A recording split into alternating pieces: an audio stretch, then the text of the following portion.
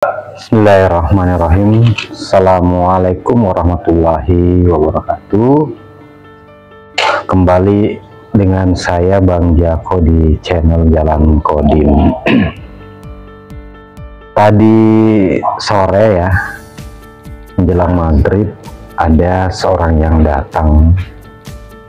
Dia ingin bersilaturahmi dan mengenal lebih jauh tentang sekolah yang kami jalani saat ini ya. Dia tertarik dengan uraian-uraian kami. Ada satu pertanyaan yang menarik ya. Dia mengatakan bahwa ya, kalau ingin belajar di sekolah ini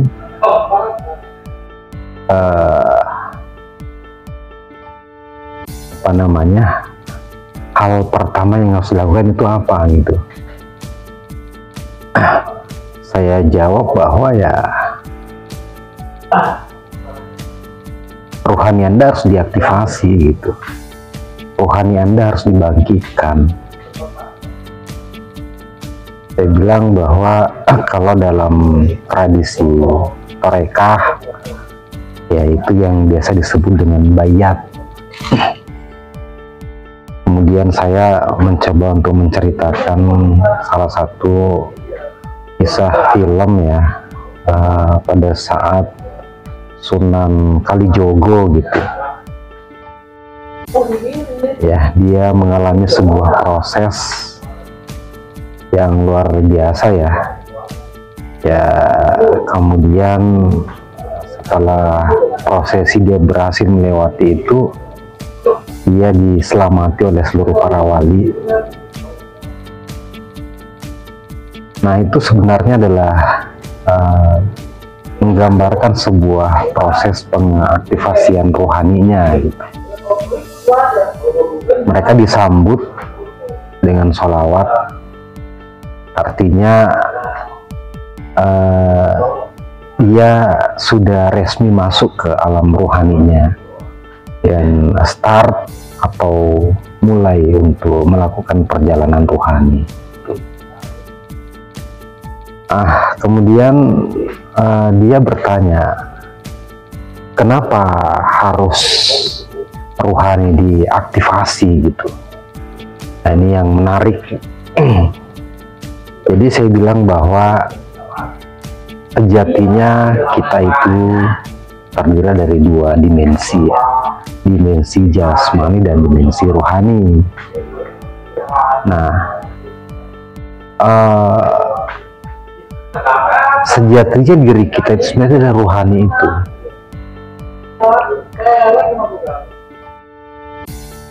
Dan yang namanya aktivitas ibadah, penyembahan dan sebagainya, yaitu harus dilakukan oleh rohani itu sendiri. Nah, tetapi selama ini sebenarnya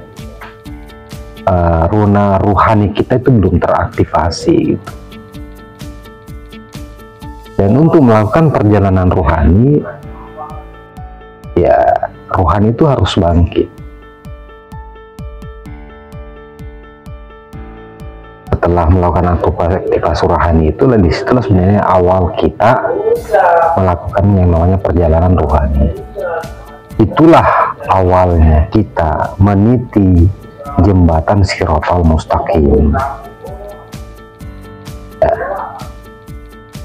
Jadi proses aktivasi rohani itu adalah sebuah proses memasuki sebuah portal ya. Nah, kalau tidak dilakukan itu berarti sebenarnya yang melakukan seluruh aktivitas peribadatan dan lain-lain itu adalah hanya jasmani gitu. Dia tidak atau belum menyentuh kepada rohaninya. Mungkin ada yang sering mengatakan ya, atau di dalam literatur tasawuf atau ma'rifat, ada sebuah pernyataan yang mengatakan bahwa yang bisa menyembah dia adalah dia sendiri gitu, dirinya sendiri. Nah, sebenarnya untuk memahami pernyataan itu adalah ya sederhana kan ya. Jadi yang harus melakukan aktivitas peribadatan itu adalah rohani kita.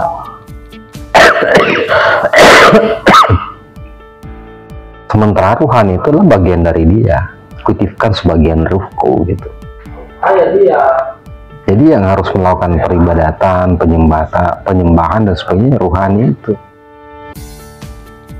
Rohani menyembah rohani. Ya emang seperti itu, yang bisa menyembah dia hanya dia sendiri. Nah, makanya itulah gunanya kenapa rohani kita harus diaktifasi. Apa sih sebenarnya proses aktivasi rohani itu? Ya sebenarnya baginda Nabi Muhammad kan sudah menjelaskan. Itu yang disebut sebagai mutu qobla an tamutu, matilah sebelum mati. Ya itu yang disebut dengan proses aktivasi rohani sebenarnya. Ya, dan ini adalah sebuah metodologi beragama, karena tradisi ini bukan hanya dalam Islam ya.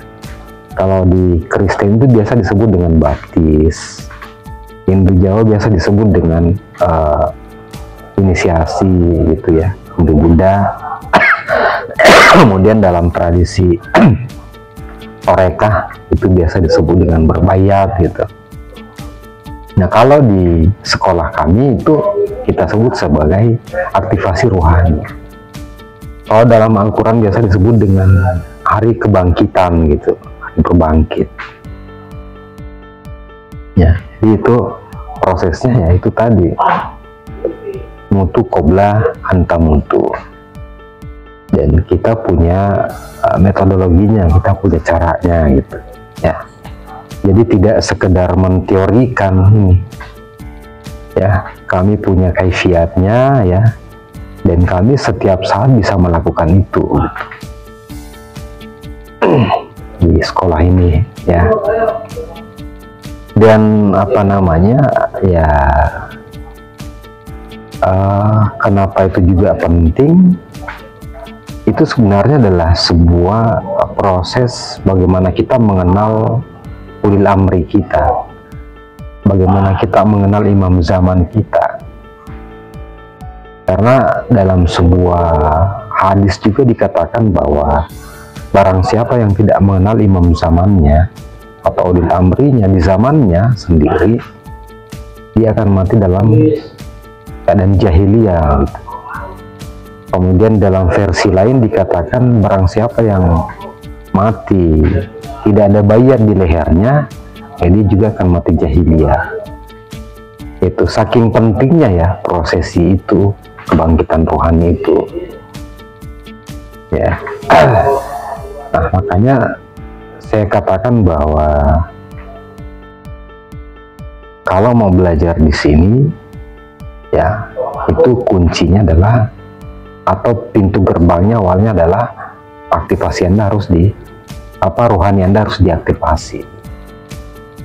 Ibaratnya kalau kita beli kartu perdana ya, walaupun kita punya kartunya, walaupun kita beli mahal-mahal, tapi kalau tidak diaktifasi ya sama aja nggak bisa digunakan.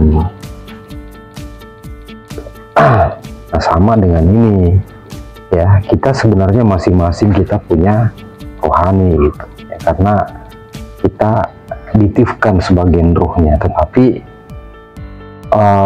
sejak kita mulai kecil itu kemudian terjadi proses yang menutupi rohani itu, kemudian dia istilahnya ibaratnya dalam keadaan tidak aktif lagi ya. Kan kalau bayi itu kan ya pada saat dia mulai di situ, itu sebenarnya gambaran bagaimana sebuah rohani yang aktif itu adalah anak kecil itu ya, anak baru lahir. Makanya baginda tadi ada statement mengatakan bahwa ya seorang bayi yang baru lahir itu tidak dihisap ya, karena di situ memang full rohani di situ. Seiring kemudian dengan perkembangannya itu terjadi pergeseran gitu, dimana fungsi-fungsi jasmaninya semakin berkembang, tapi di satu sisi fungsi rohaninya kemudian melemah, ya.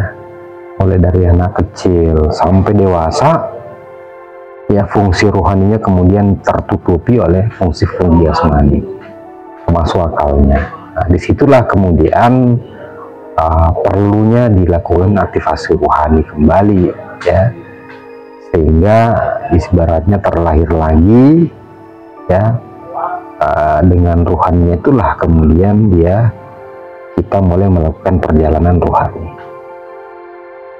ya. Jadi nah, nanti di situ dalam proses perjalanan rohani nanti, ya, kita akan ibaratnya itu adalah sebuah perjalanan kita untuk meniti yang namanya jembatan Shiratal Mustaqim, ya. Karena tadi kan ini, ya, proses menuju ke bulan tamu itu kan mati sebelum mati, ya. Jadi ibaratnya itu kita memasuki yang namanya alam akhirat.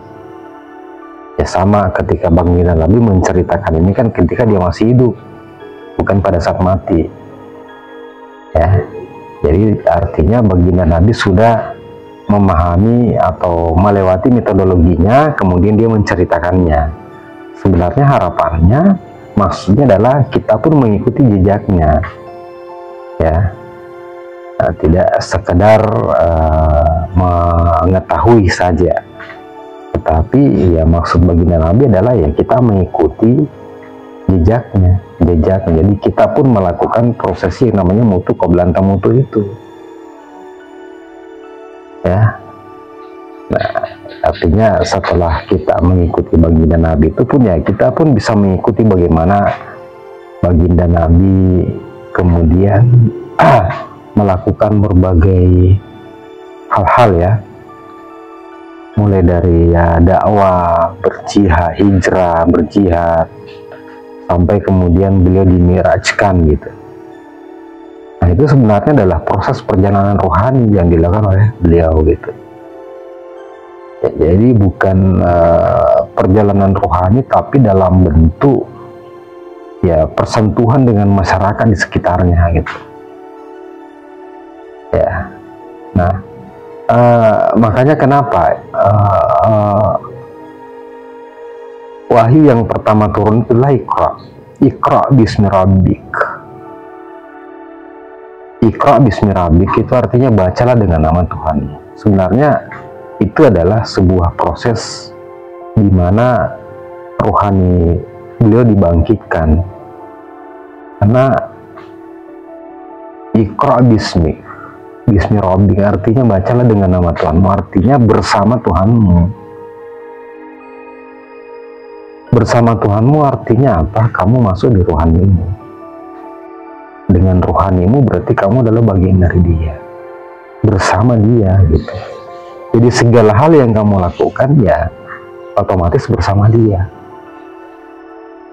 Jadi sebelum Iqra turun itu, ya, memang, ya, belum bersama dia.